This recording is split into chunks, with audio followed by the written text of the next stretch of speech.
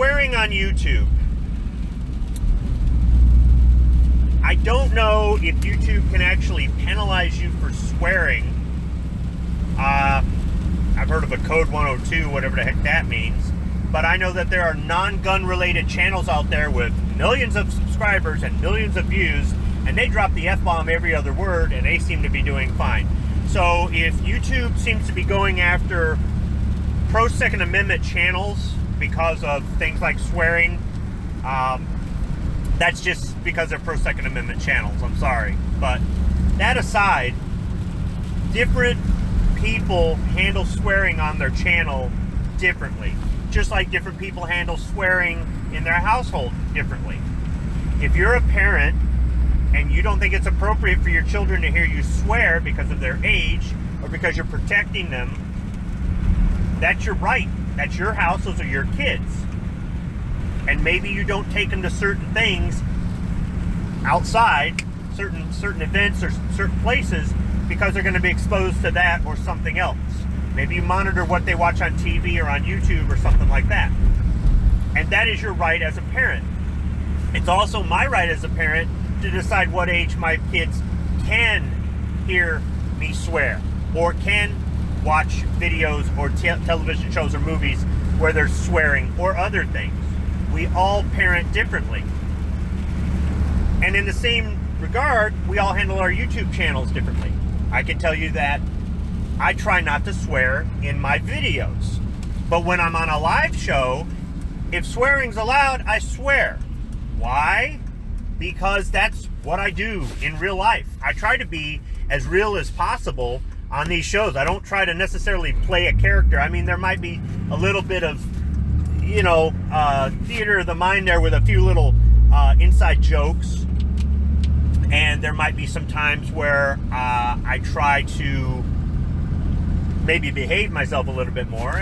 But in general, I try to be genuine. I try to be who I really am. And Squib loads swears. That doesn't mean I swear every other word, though. I believe in swearing for emphasis or for humor. So if I'm telling a joke, there's going to be some swear words in there. Could be a lot of swear words in there. It's supposed to be funny. If I'm trying to emphasize a point, I want to use that swear word to emphasize the point. If you overuse the swear words, like dropping the F-bomb every other word, it's no different than saying, I like. It's the same thing. You sound unintelligent and you really don't get your point across. So, with the exception of comedy, it's not my thing to swear all the time. There are other people that do. That's their prerogative. They have the right to do that. But for the channels out there that don't allow any swearing at all, I'm talking about when they have panelists on their live show. I get where you're coming from. You've got a reason. You've got children in the audience. You've got family members in the audience. You've got elderly Christian women in the audience. You're trying to do your show from the standpoint of, look, listen to us. We're not a bunch of knuckle-dragging, gun-toting heathens. We can actually behave ourselves. I get that. It's your show. Do what you want. However, I think it would be a good idea if periodically, not every show, unless you want to put some sort of disclaimer in the intro, but periodically, make a disclaimer about swearing and explain your exact reason for wanting to either tone down or have no swearing at all. Some of you will invite panelists on that you know darn well they swear. And some of them don't control themselves very well. But you invited them on. You know these people. You know how they talk. They're going to slip. Some of you give a friendly reminder or 2 or 3. Some of you give no reminders. You just dump them. When you do that, I understand your point. It's your show, your rules. But you kind of give off a I'm holier than thou kind of persona. Now, that may not be what you're trying to do. That may not even be who you are. But that's the way you present yourself. And when you do that, you push more people away on our side than you do bring in people from the other side, because they're not coming over to our side in droves anyhow. So my opinion on swearing is, it's your channel, do what you want. And my opinion on swearing is, you're going to hear me swear on live shows, but I'm not going to swear like some heathen or something, I guess you could say. You may be a prude and think that, but that you're entitled to your opinion. If I'm told not to swear, I will do my best not to swear. I may slip.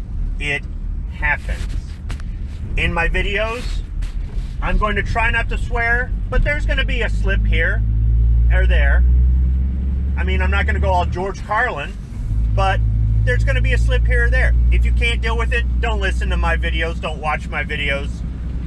And if you can't handle a little slip here or there, maybe it's not a good idea to invite me to your live shows either. I'm not saying I'm going to purposely do it to tick you off, but it happens. And some people get bent out of shape over it. And it's like, lighten up. If you want to be approachable, if you want somebody to think you're genuine and sincere and you're not putting on a fake act, if you want to act like a middle-class, blue-collar kind of guy that you're presenting yourself as, like one of us, one of the people, one of the masses, not that you're better than everybody else or you're the common criminal, you're in the middle, you're like everybody else, then you need to accept the fact that people swear here or there. That's all I'm saying. So while I was adding this voiceover to some unused footage of me cleaning a reproduction Colt Walker, I was listening to it, and I think I should go over part of it again. The part about being holier than thou was, if you come off like you don't swear in real life, like when you're not on YouTube, when you're not on air, when you're not representing the Second Amendment community publicly, you don't swear in otherwise. I have a hard time believing that. I'm not saying swear like a sailor. I'm saying swear at all. And that's what some people do when they have their no swearing policy. I'm not saying all people. There are other people that have the no swearing policy. They explain why. And if you slip here or there, they give you a break. That's something I agree with. But the people that are really strict, they come off like they're better than you, because when they're not on YouTube, they're still not swearing. And I just have trouble believing that. And that is part of being genuine. When you're saying, look, when we're not doing this show, I swear here or there. It's not, I don't swear like a sailor, but while we're on this show, my show, we're not swearing, okay? That, to me, is more, it's more truthful. And I think if you want your audience to believe in what you're saying, you need to be believable by being real. The other thing is, for those who accept an invite onto a show, if you know that show, if you've been on the show before, or you know the person because you've been on other shows with them, and you know their feelings about swearing on air, especially on their show, don't swear. Okay, if you slip here or there, that's fine. And some of you have got potty mouths where you swear constantly. Are you telling me that when you go to a job interview, you talk like this? Or when you're around your grandmother, you talk like this? So I know you're capable of containing yourself. Maybe a slip here or there, okay?